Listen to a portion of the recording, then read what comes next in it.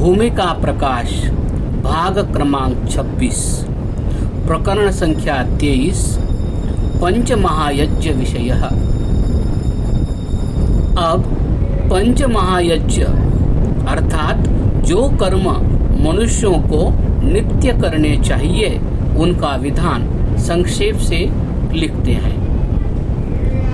ब्रह्मयज्ञ, इसमें अंगों सहित वेदादि शास्त्रों का पढ़ना पढ़ाना तथा संध्योपासना अर्थात प्रातः एवं सायं ईश्वर की स्तुति प्रार्थना और उपासना सब मनुष्यों को करनी चाहिए। संध्योपासना का विधान पंचमहायज्ञ विधि में लिख दिया है। देवयज्ञ अथवा अग्निहोत्र।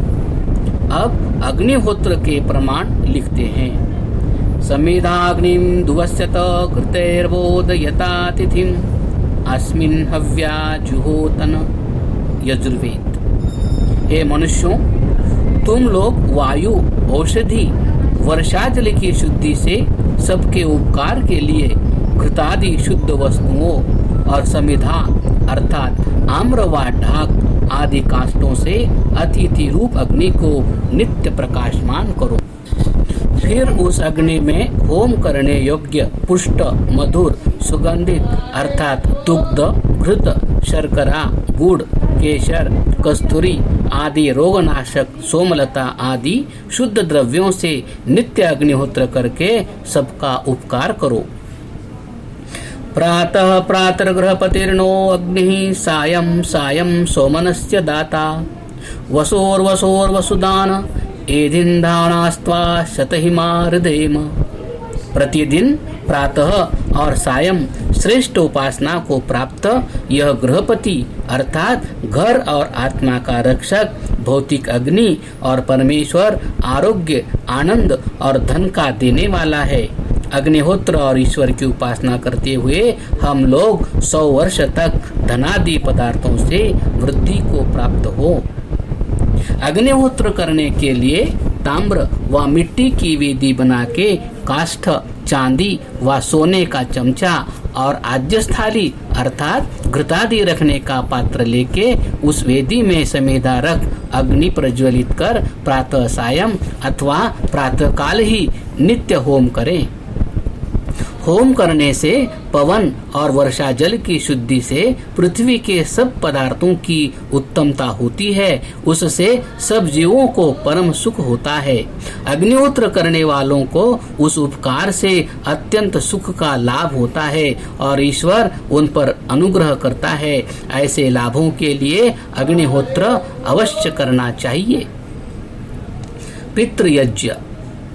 पितृयज्ञ के 2 भेद हैं, एक तर्पण और दूसरा श्राद्ध। जिस कर्म के द्वारा विद्वान रूप देव, ऋषि और पितरों को सुख युक्त करते हैं वह तर्पण कहता है और उन लोगों की श्रद्धा पूर्वक सेवा करने को श्राद्ध जानना चाहिए। यह तर्पण और श्राद्ध जीवितों का ही होता है, मरे हुओं का नहीं। तर्पण आदि कर्म से सत्कार करने योग्य 3 है। पहले देव, दूसरे ऋषि और तीसरे पितर। देव। मनुष्यों के 2 भेद हैं, देव और मनुष्य। जो सत्य भाषण, सत्य स्वीकार और सत्य कर्म करते हैं वे देव, और जो झूठ बोलते, झूठ मानते और झूठ करते हैं वे मनुष्य कहते हैं। विद्वांसो ही देवाः शतपथ ब्राह्मण। सत्यधारी विद्वान ही देव कहते हैं। ऋषि। साध्या ऋषयश्च ये। यजुर्वेद। परमेश्वर के वेदोक्त उपदेश से ज्ञानी और वेदों के अर्थ जानने वाले ऋषि लोग उत्तम कर्म ही करते हैं। सब विद्याओं को पढ़ के औरों को पढ़ाना ही ऋषि कर्म कहता है। विद्या पढ़ के सबको पढ़ाने वाले ऋषियों और देवों की प्रिय पदार्थों से सेवा करने वाला विद्वान बहुत पराक्रम युक्त होकर ज्ञान को प्राप्त होता है। पितर। पितृ शब्द से सबके रक्षक श्रेष्ठ स्वभाव वाले ज्ञानियों का ग्रहण होता है, क्योंकि मनुष्यों की जैसी रक्षा सुशिक्षा और विद्या से हो सकती है वैसी अन्य प्रकार से नहीं।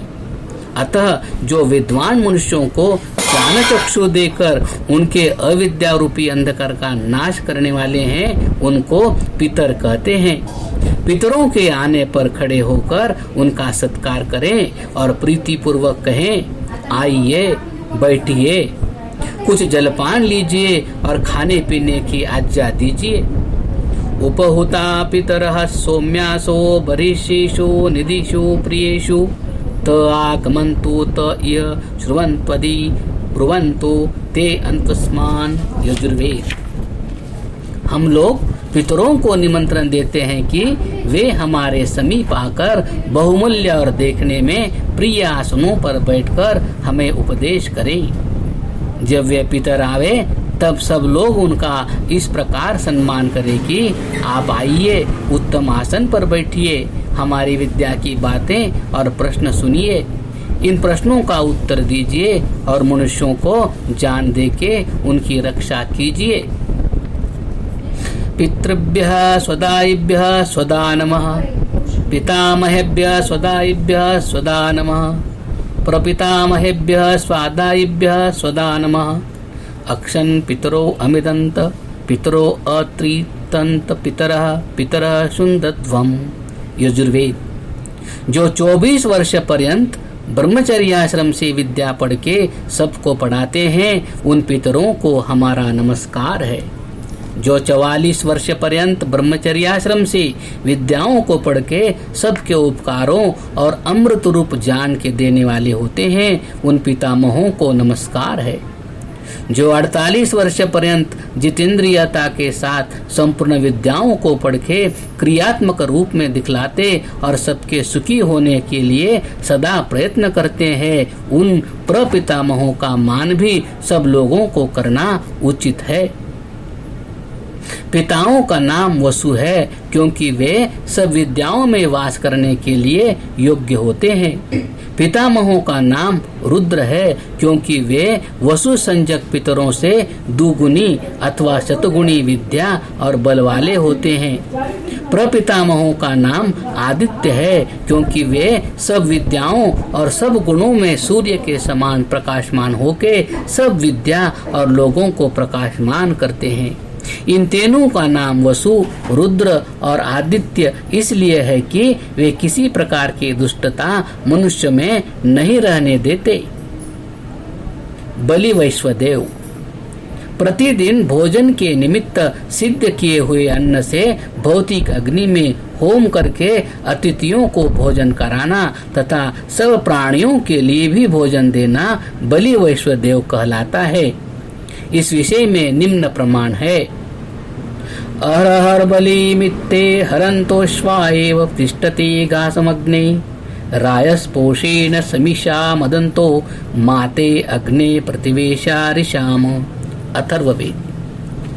हे परमेश्वर, जैसे खाने योग्य पुष्कल पदार्थ घोड़े के आगे रखते हैं वैसे ही आपकी आज्ञा पालन के लिए प्रतिदिन भौतिक अग्नि में होम करते और अतिथियों को भोजन देते हुए हम लोग चक्रवर्ती राज्य लक्ष्मी को आनंद से भोगें और आपकी आज्ञा के प्रतिकूल होकर आपके उत्पन्न किए हुए प्राणियों को कभी दुख न दे, किंतु आपकी कृपा से सब जीव हमारे मित्र और हम सब जीवों के मित्र रहें।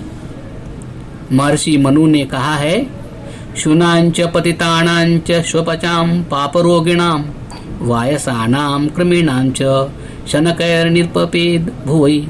मनुस्मृति। कुत्तों, कंगालों, चांडाल, कुष्ठी आदि पाप रोगियों, कौवा आदि पक्षियों और चींटी आदि कृमियों के लिए भी 6 भाग अलग अलग बांट के दे देना और उनकी प्रसन्नता करना, अर्थात सब प्राणियों को मनुष्य से सुख होना चाहिए। अतिथि यज्ञ। इसमें अतिथियों की यथावत सेवा करनी होती है। जो मनुष्य पूर्ण विद्वान, परोपकारी, जितेंद्रिय, धर्मात्मा, सत्यवादी, छल कपट रहित और नित्य भ्रमण करके विद्या धर्म का प्रचार और अविद्या अधर्म की निवृत्ति सदा करते रहते हैं, उनको अतिथि कहते हैं। तद्यसेवं विद्वान व्रात्यो अतिथिर्गृहाणागच्छेत्। अथर्ववेद। जिसके घर में पूर्वोक्त विशेषण युक्त उत्तम गुण सहित सेवा करने के योग्य विद्वान आवे तो उसकी यथावत सेवा करें। गृहस्थ लोग ऐसे पुरुष को आते देखकर बड़े प्रेम से उठकर नमस्कार करके उत्तम आसन पर बैठावे, फिर उनसे जल आदि के लिए पूछे। जब वे स्वस्थ चित्त हो जाएं, तब पूछे, हे व्रात्य उत्तम पुरुष, आपने कल कहाँ वास किया था? हे अतिथे, यह जल लीजिए, हमें अपने उपदेश से तृप्त कीजिए, जिससे हमारे इष्ट मित्र सब प्रसन्न होकर आपको भी सेवा से संतुष्ट रखें। हे विद्वान, जिस प्रकार आपकी प्रसन्नता हो हम लोग वैसा ही काम करें, तथा जो पदार्थ आपको प्रिय हो उसकी आज्ञा कीजिए। प्रकरण संख्या 23 पंचमहायज्ञ विषय समाप्त।